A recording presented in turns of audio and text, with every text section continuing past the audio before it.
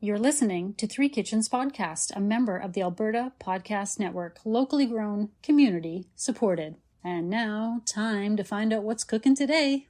This episode is brought to you by Park Power, your friendly local utility providers in Alberta, offering internet, electricity, and natural gas with low rates, awesome service, and profit sharing with local charities. Winter is coming, and energy usage for all Albertans will be increasing. So now is a great time for listeners to look at their utility bills and ensure they are on the best plan. Albertans have a choice of utility providers. Park Power is happy to provide free, no-obligation comparisons. If you decide to switch providers, it's easy, and you can feel good knowing you are supporting a local business and helping to give back to our communities with your utility bill. Learn more at parkpower.ca.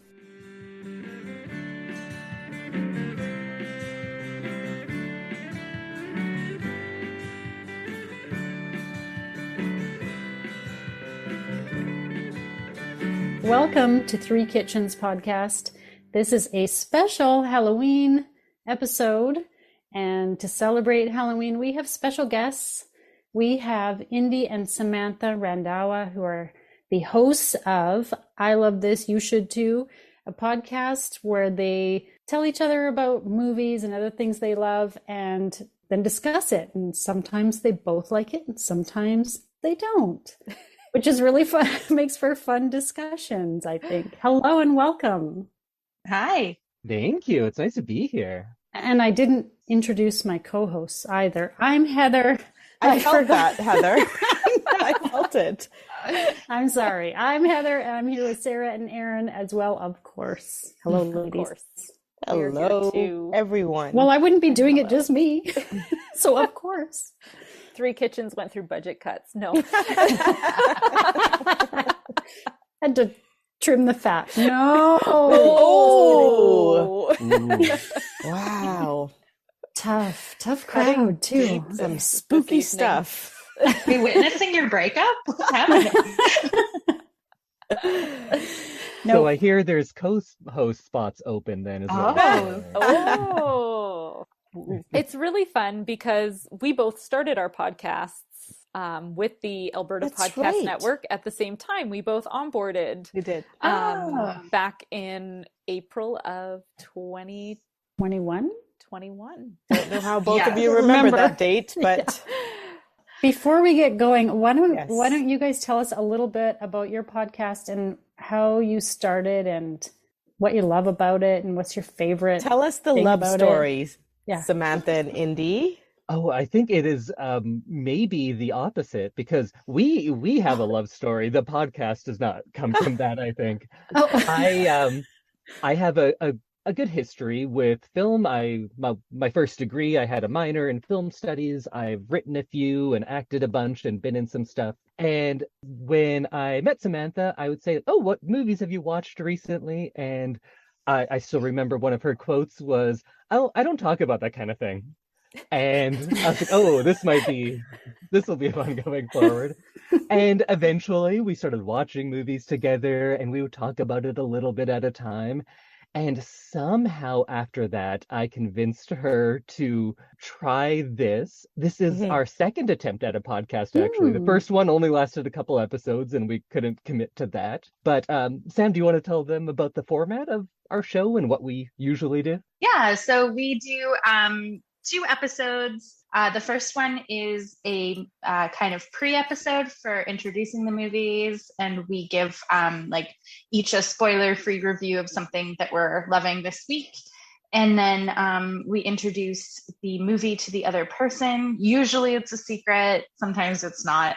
And then for the full episode, which comes out the Monday after, we do like a full spoiler-filled deep dive into whatever we watched, and we critique it. We've torn them apart. We've really loved on some movies, and sometimes we just argue about our points of view. Has it ever happened that you both dislike the movie? Mm-hmm. Yes, very early on. Samantha got me to watch what she said was one of the best movies called Bride Wars. We watched it, and very early in the episode, she went, "Yep, I was wrong on this one," and I agreed. It was terrible. We also have another episode that we did, like, we hate this and nobody else does, about Love Actually. So we have, like, we went into that one being like, no, we're pretty sure we don't like this one. I think actually that's pretty split. There's lots of people who don't like that one. I think it's a love-hate. It's a genre that is not loved by everyone, I think. Oh, that sounds great. That sounds like a love story, actually. Samantha just went to Indy's side. I did. Yes. Oh, that's fine. Great. I'll talk about movies. And the next thing she knows, he's like, well, let's record ourselves talking about these movies. I guess maybe the love story is that realizing that you can not love the same things as somebody and still love the person, because I feel like so often with movies, with food, people are like, I like this. If you don't like it, clearly that's a personal attack on me. And we can realize that, oh, I can hate the movies you love. And at the end, you know what? We're still fine. Yeah. It definitely took me a while to be like, he's not attacking me. It's just his opinion. I'm only attacking Kate Hudson, not you. Sure. It's good to have some fun disagreements like that. Yeah.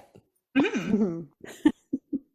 So with I Love This, You Should Too, we decided to do a Halloween exchange. They sent us some options for movies, and we sent them some options for snacks. Not options. We just sent them food. We sent them food, but it's 3 options that you could go and make for Halloween snacks. Spoiler alert, we chose all of the above. Oh, yes. I didn't realize we had to choose one. I don't think that's why I was saying, so. What do you mean options? Not a contest. The options are, there's A, B, C, and the famous D. All of the above. Mm-hmm. That's right. As Erin said, we sent you guys food based on Halloween, and you sent us a few movie recommendations. And what were they? They were Trick or Treat, Nightmare on Elm Street, and Halloween. And we picked Trick or Treat. Mm-hmm. So we chose it because I pushed for it, because Trick or Treat was not something I had watched before. And I wanted like the least scary, because I don't like horror or scary movies. Right. And Erin was pulling for Halloween, which we should just say. I was pulling for Halloween. She lost the battle. I like classic horror. So none of us wanted to watch Elm Street. No, none of us nobody wanted to go back there again. Well, we're watching 8 of them. So. So if you want to watch Elm Street, or you want to talk about Elm Street, tune in. Yes. There is the comprehensive full meal deal review. That's yes, right. Absolutely. That's right. And you're doing all 8 on the podcast. We are, That's crazy. Including the, I think it was 2010 they did the remake, but we won't be doing Freddy versus Jason because Samantha has never seen a Friday the 13th. And I feel like that's a prerequisite for that one. Yeah. And we may do that at some point. So please let me know when you do. I can't wait to hear you talk about that. A lot of these Nightmare on Elm Street movies, we're 6 in, and I would say 2 good ones. Oh, wow. But those 2, very good. You're going to have to tune in to find which 2 those were. Yes. We do a ranking at the end of, or most of the episodes this month, and it does change, but I think in this last episode, we kind of said there's like the good ones, the okay ones, and then everything else. Right. Like one big category for everything else. But I am glad that you chose Trick or Treat, because even though one of them is called Halloween, I think Trick or Treat is kind of the Halloween movie. Because I think that horror movies are not the same as Halloween movies. I think Halloween movies need to be spooky, but not necessarily scary. Like my favorite scary movies, The Shining, The Orphanage, things like that. I don't think of them as Halloween-y because I think Halloween movies need to be a little bit fun, at least. I agree, yeah. A little bit festive, and if they take place at Halloween, even better. And although the original Halloween definitely fits in there too, I think this one is just so much more fun and is really celebrating the holiday. It doesn't just take place at the holiday. Mm-hmm. Right. There's a history to it, and there's a loop to this movie. Mm-hmm. Yeah, and it follows in such a long tradition of other horror movies. That's this right. type of anthology horror that was more fun, that came from those pre-comic book code comics that got turned into movies. Right. There's a lot of history in this kind of silly, fun Halloween movie. So what genre would you call this? You know, like it takes me back to the time where there was a little bit of nudity, there was a little bit of bullying, there was a little bit of meanness. It's campy, it's cheesy. It's got all the necessaries. You have to have the like, you shouldn't walk up the stairs. You shouldn't turn that door handle. They're the foolish like you said, moves. There should be boobies definitely involved. That was the point where my kids were like, I'm out. I'm not watching this movie. Why? Walking away. They're 8 and 11, and they were just like, ugh. They don't care about swearing. They don't care about. They were just like, no. Yeah. Boobs, Peak embarrassment age. Yep. Yeah. No, it had all the what I would call the Halloween porn elements, not to do with pornography porn. Right. Mm-hmm. I think it's really a throwback to a lot of those older, like late 70s and right through the 80s horror movies. What did you think of it, Samantha? I like this one. It's fun. And like you said, it's got all the like classic horror movie things. And I think this one, we kind of struggled because we were like, well, not a lot of horror movies make you want to eat because they can be gross. Oh, yeah. I was, for a second there, I was like, what are you talking about? No, but like, because we were like, okay, we need something that can work food in because they're going to send us some treats or food or whatever. And so we were like, well, Trick or Treat is probably the least gross of all of them. It's fun. I like that it has like both kids and adults. Right. And I found out when I was researching it that it never got a theatrical release. And so this year is the first year that it's available in theaters. Oh. And what year was it? 2007. Yeah, like all over. Oh, wow. Yeah, I think it was originally finished in 2007 and they just kept getting it pushed back and eventually got buried. And then it came out in, I believe, 2009 straight to video. And never got released outside of film festivals, and it's out right now. So that's a nice interesting. Huh.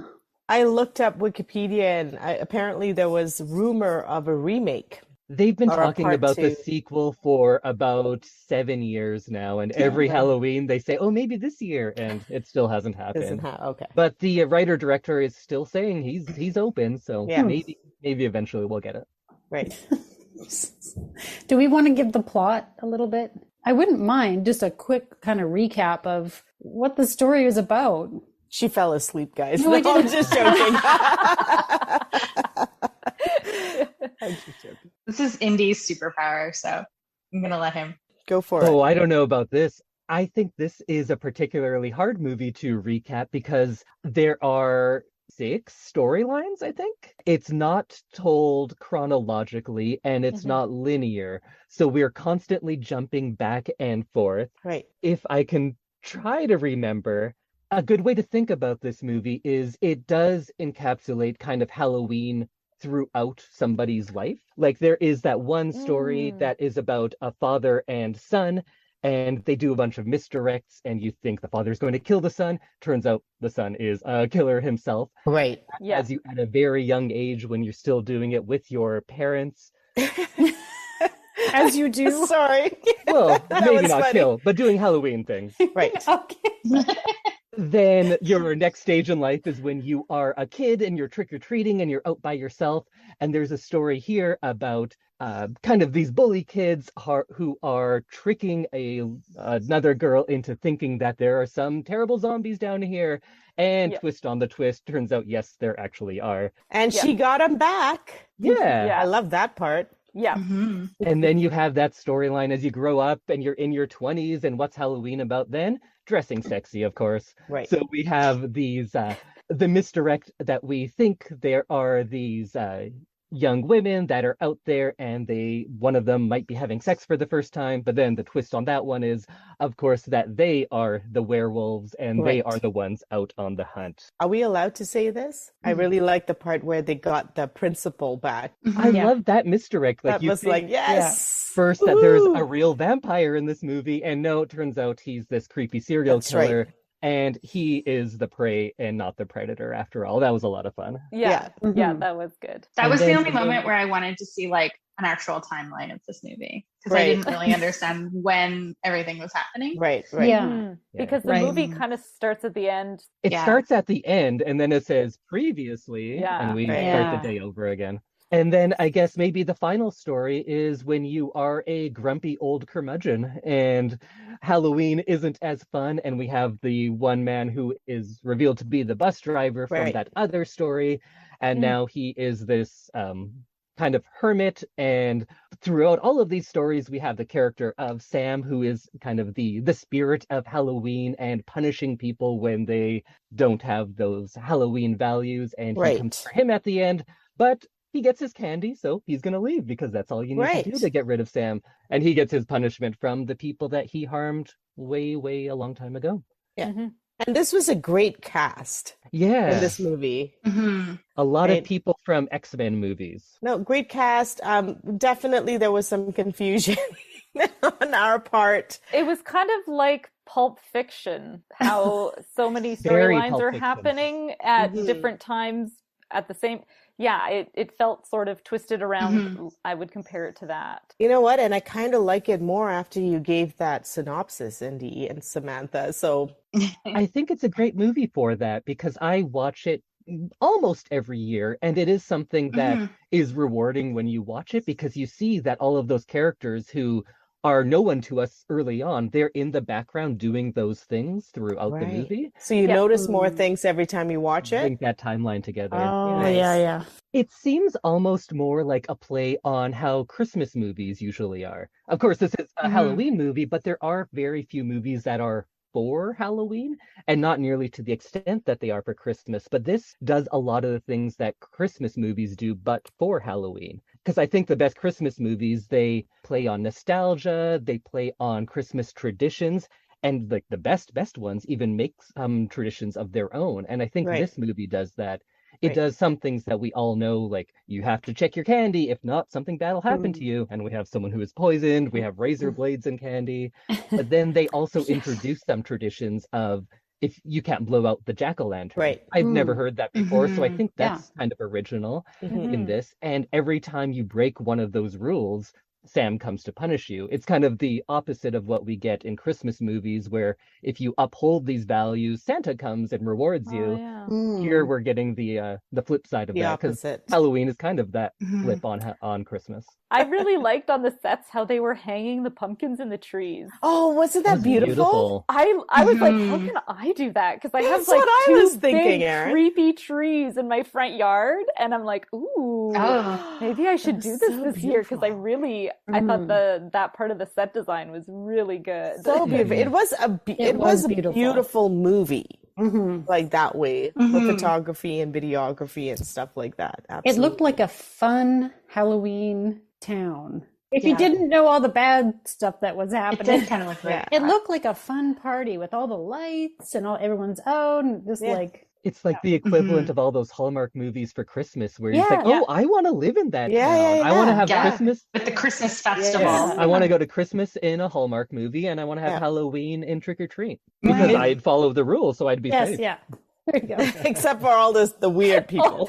Except for for zombies and werewolves and like a principal. Just follow the rules and you'll be fine. Just follow. I guess. Yes.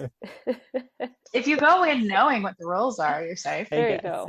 Yeah. I like that final scene where you kind of get everybody all in one, or everybody who's still alive, and they cross paths. It's a fun thing. Yeah. To kind of end up on. It brings it together. Yeah, it kind of it ties the knot from the two ends that you start at. Right. Yeah. Okay, well, let's take a quick break and talk about the food that went with the movie. Should I say that again? No, I think you did a good job. You can edit, Erin. Looks like I'm editing. No. With Pod Power, our sponsors are making it possible for us to amplify the voices of Albertans and Alberta podcasters. This episode, Edmonton Community Foundation is helping us give a Pod Power shout out to Overdue Finds, an Edmonton Public Library podcast. Bryce Crittenden and Caroline Land host conversations about books, movies, music, pop culture, and other interesting news about Edmonton. It's a great way to learn more about what's happening at EPL and how you can use your library card to access all of EPL's in-person and online services. To listen and find out more about overdue fines, head to epl.ca/podcast. All right, welcome back, everybody. We've got Sam and Indy here, and we're going to talk Halloween snacks. And you don't have to choose just one, in case you were mistaken. Nope. Excellent. So let's start. So we made 3 different Halloween treats that we shipped up to Edmonton from our home in Calgary. And so we've got, Heather, why don't you start us out with what you crafted? Okay. So I made an apple pie Rice Krispie treat. I think we are all pretty familiar with Rice Krispie squares, the Rice Krispie treats. You have marshmallow, you have Rice Krispies, and you kind of melt the marshmallow and put the Rice Krispies in and form them into a square. The difference with this one is your marshmallow is homemade. So there's none of those store-bought marshmallows in these squares. So marshmallow, for those who don't know, you're using gelatin and some type of syrup. You're whipping it until it's this gooey, frothy, it like triples in size. You start with this little bit in your bowl and it goes kind of blows up and you've got marshmallow cream. In this one, you've got ginger, cinnamon, nutmeg, cloves, apple cider, which you use to bloom the gelatin and also for the syrup. The syrup is apple cider and corn syrup base. Okay. Like apple cider vinegar or apple cider? Okay. The stuff you drink. Okay. Yeah. So that's what gives it an apple flavor. And the spices, you're tossing your cereal with spices. It's not going into your marshmallow. I think it mixes better. Distributes better that way. And that's it. It's actually really simple to make marshmallow and simple to make your own Rice Krispie squares with your own. And it was so pretty. The squares were so pretty. They had good color. And I think So maybe delicious. due to the homemade marshmallow, the texture of these was so much better than any other Rice Krispie squares I have that are made with your store-bought marshmallows, because they maintain the crispiness of the rice, but it just had an extra bit of gooiness between each little Rice Krispie. So they were delicious with all the kind of the warm fall spices in it too. Yeah. And like that apple flavor was like a nice surprise. Even though I was reading the card that you guys sent, I was like, ooh, apple. That's exciting. And it definitely tasted like an apple pie. Yeah, it did. It did. Yeah, sometimes things have a name and you're like, what doesn't really taste like that? But in this case, it kind of did come through, I think. Definitely. Absolutely. It was so gooey and chewy in a chewy, good way. It was, and it was super duper sweet. I think I got through half of what you shared and I was like, okay, so I'm not going to eat any more of this square. It was big, and I had too. to say, it was a big honking square, right? And so it was kind of, it's like, oh, wow, you cannot sit and finish one of these in one sitting. This is much too good. Well, my kids were not going to allow me to not share it with them. So we all loved it. It was just perfect. Halloween, fall, beautiful, beautiful treat. Nice. Yes, fantastic, Heather. Thank you. I will share that. Okay, I made a caramel popcorn for our Halloween treat that we sent to you. It's easy to ship. And I think it's actually really quite easy to make. It's something that in my house we all really love, but the store-bought stuff, we have sensitive teeth. And it can be so hard and crunchy and nuts, and I don't know, sometimes it just seems too hard. So I like this homemade one because it's a little bit softer. I colored ours black and orange for Halloween, and it also turns your mouth black, which is a super added benefit of this. When do you color it? Into the saucepan. So the sugar, butter, syrup, and coloring paste. Okay. It all goes in the saucepan. You want to stir it so it dissolves. And then once it starts to boil, set your timer for 5 minutes and do not touch it. As soon as your timer goes, you take it off the stove, and that's when you add in baking soda and your vanilla. And it does this great thing where it like froths up. Right. It's a really interesting process to make this. You pour it out over top of your plain popcorn, and then you mix it really good, and then you bake it in your oven at 300 for like 10 to 15 minutes just to finish it off and give it the crunch, or else it's still very gooey and toffee-like and it'll stick to your teeth. That last little bake tends to help it so it's a little more of a crunch to it rather than sticky toffee on your teeth. Okay. I also love to make this for Halloween. When our children were little, we had a Halloween party where I made all the kids these little bags of caramel popcorn. And we send all the kids down to the basement to watch like a cute little kids Halloween movie. And I'll always remember this story.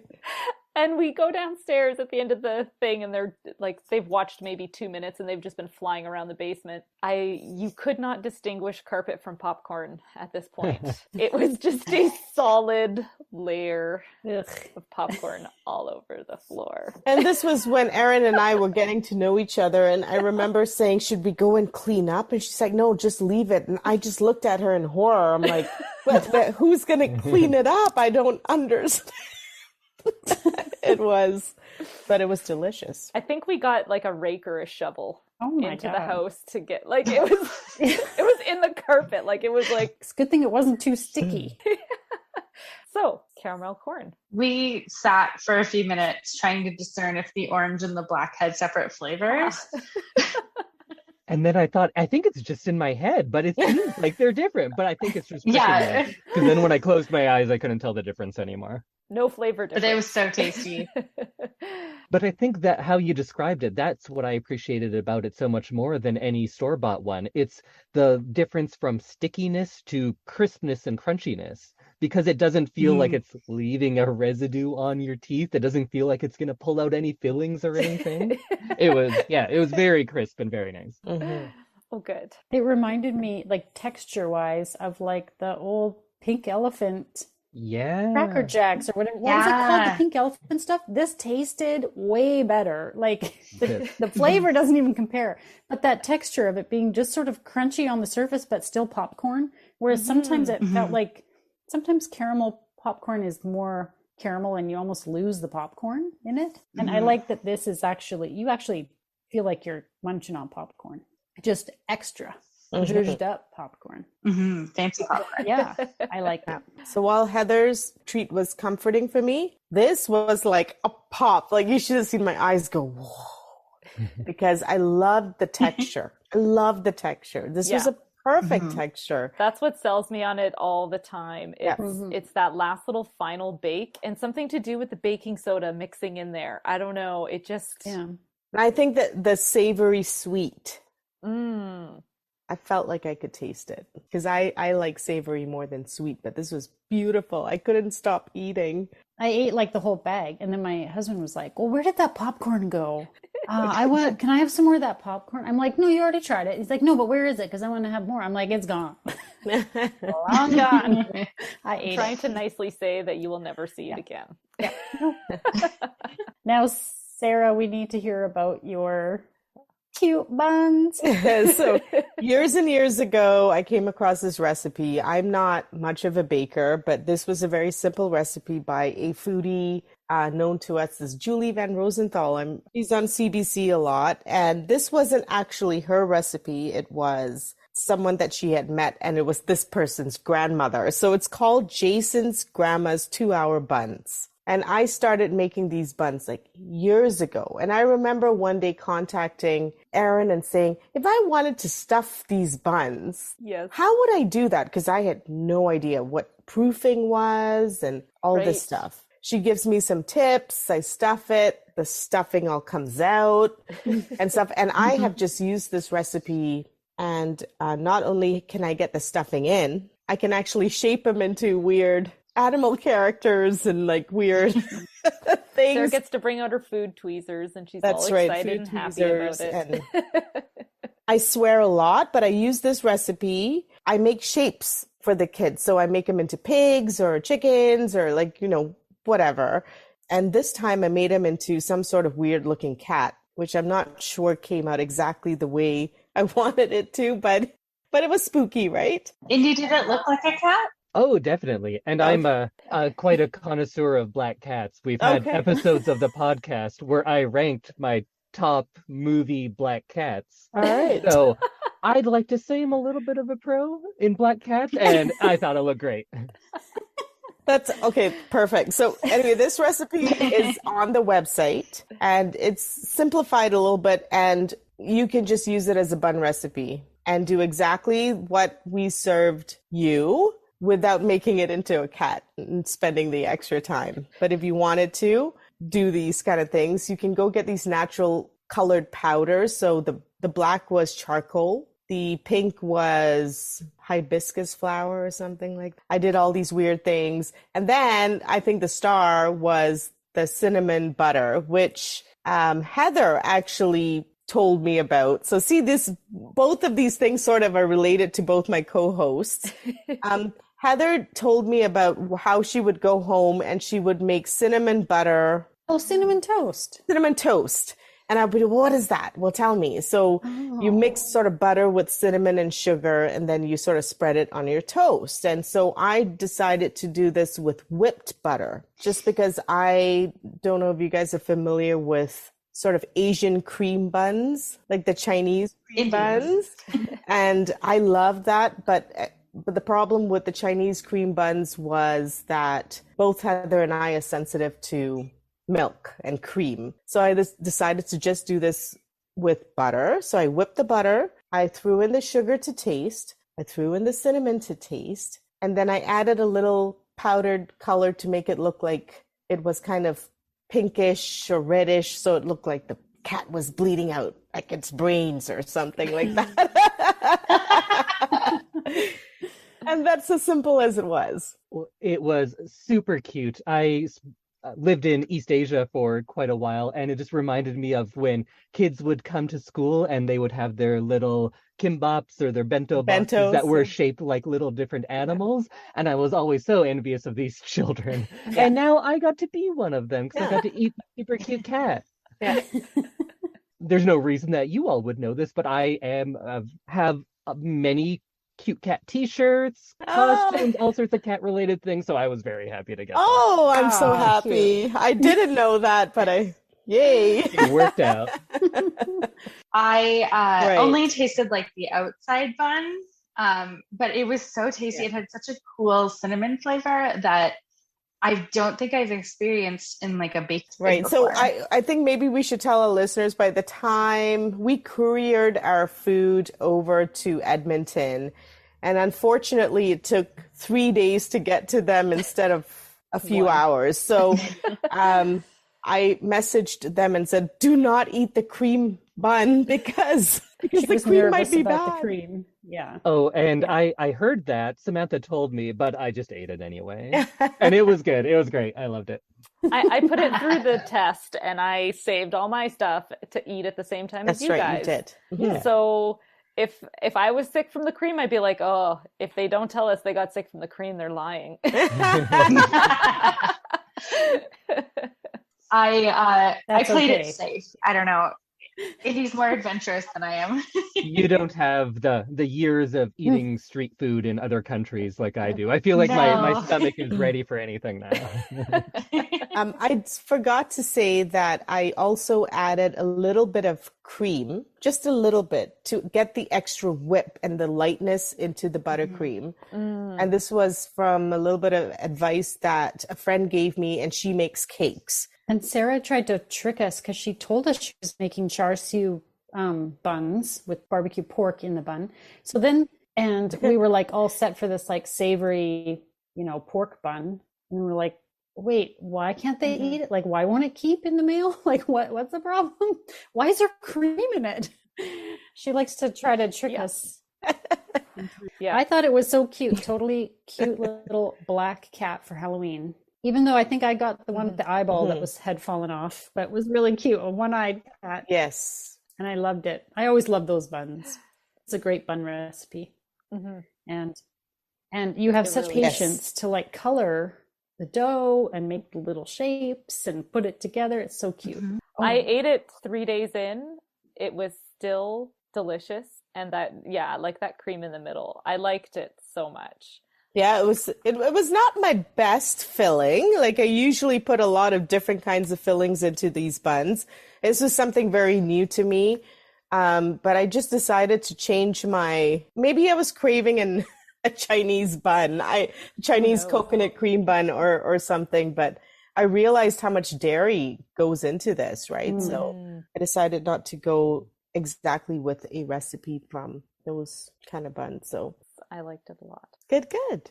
So there you go. We've watched a movie. We've eaten lots of food. We've kept with the Halloween theme. Yeah, a nice little mashup of our two podcasts. Totally. And It's time for some fun questions, guys. Rapid fire. Ooh. Ready? I'm nervous. don't buzzers don't ready? think too hard. Just whatever comes to mind. Okay. Hey, Yeah. Sam, you answer first because I talk way too much already. Okay. All right. Halloween theme. So, favorite chocolate. Twix. Oh, in trick-or-treating, the peanut butter cup was always the gold standard for me growing up. I agree. Heather. The Reese's Cup. Reese's Cup. Yeah. So a chocolate bar? Nope. Doesn't have to be a chocolate bar, just Ooh. candy. I loved Tootsie Rolls when I was a Really? kid. I don't like them See, now. you're an ideal friend. My sister loves those, and I would be able to trade Right. my Tootsie Rolls to her and get actual good candy. See, and I got so many Tootsie Rolls. Yeah. That's a surprising We one. all win. Exactly. Sarah, what's yours? Cadbury mini eggs. Soon as it comes out, I've got bags in my cart. I love them. Oh, I think they're With the year-round hard now. shell. Oh, I love those ones. Yeah. Mm-hmm. And I only buy them around Halloween. I don't know why. Hmm. Should we go favorite Halloween movie? Sure. Trick or Treat might be up there because it is the most Halloween of the Halloween movies. I Okay. love the original Halloween, the movie. I think it's a better movie and a more important movie. But Trick or Treat is my go-to for Halloween movies. Right. I think I like Hocus Pocus. Mm. I haven't seen the new one. I think I'm waiting until closer good. to Halloween It's good. to see it. It's good. Save it for the occasion. Yeah. Heather, do you know what you're gonna say? I think you just have to skip me on. Oh no. I've got two, so You know me I'll with make up for movies. you.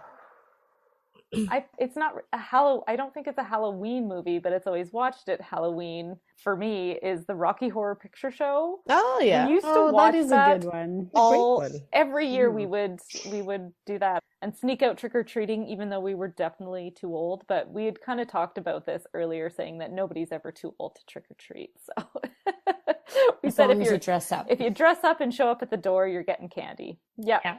Yeah, if you put the work in, that's what you're getting rewarded for, not your age. Yep. Okay, so this is not really Halloween-y, but I love watching this around Halloween, is The War of the Roses. I don't know if you guys have ever seen it, but I think it's hilarious and kind of, I don't know, evil, I guess. And then Nightmare Before Christmas, always.